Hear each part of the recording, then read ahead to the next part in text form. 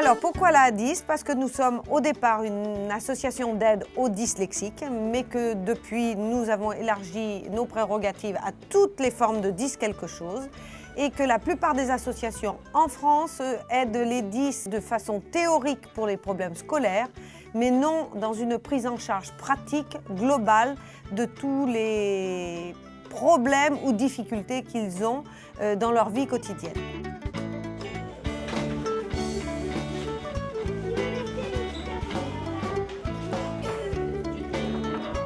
Notre spécificité sont des camps de vacances spécialement conçus pour les dys.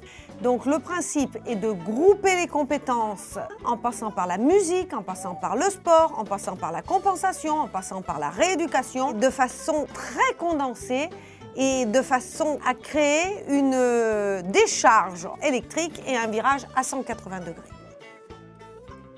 Faites de la lecture. Toi, tu as eu un problème en lisant, c'était un problème de vocabulaire. Donc là, il fallait que tu retrouves dans ta mémoire ce que voulait dire un mot. C'est pour ça que vous devriez vous faire des mémos, des résumés de leçons. On en a déjà parlé. Donc là, ils sont en pause. On pourrait appeler ça une récréation. Et vous les voyez faire des jeux. Mais ces jeux, nous les avons choisis en fonction de la correction qu'on veut apporter à leurs problèmes de dysfonctionnement visuel.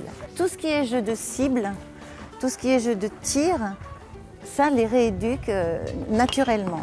Ils sont en pause, mais mine de rien, ils travaillent encore sur se rééduquer au niveau des yeux et du mouvement.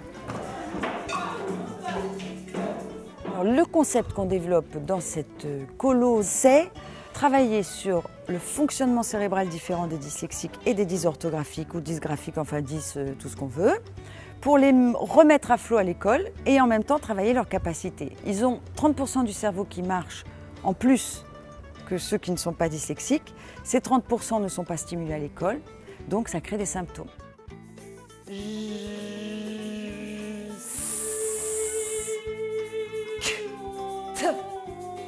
Alors pourquoi on travaille les percussions, le chant, le déplacement corporel, etc. En fait, les paramètres psychoacoustiques de la musique sont les mêmes que ceux du langage. Donc pour apprendre à lire et à écrire, on se sert des mêmes paramètres cérébraux qui permettent d'apprendre la musique.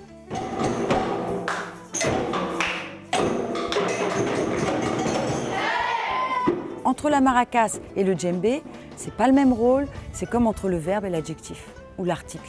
Donc en fait, on leur fait travailler vraiment de façon très cadrée la musique, le chant, les déplacements corporels, aussi la composition, puisque c'est une chanson qu'on a composée avec eux sur place, mais pour comprendre après comment se fabrique le français, la conjugaison, la grammaire, le lexique, etc. Avec des outils de tous les jours, c'est-à-dire des outils qui peuvent s'approprier. Et en plus, on donne des outils aux parents.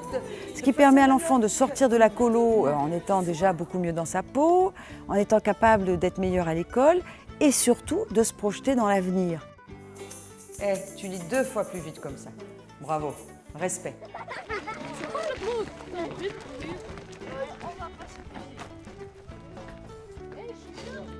Notre grand volet d'action dans l'association, c'est les stages sportifs, les stages de compensation qui permettent aux enfants de travailler le matin les fondamentaux et l'après-midi les sports de coordination, de latéralisation qui vont compenser des troubles associés.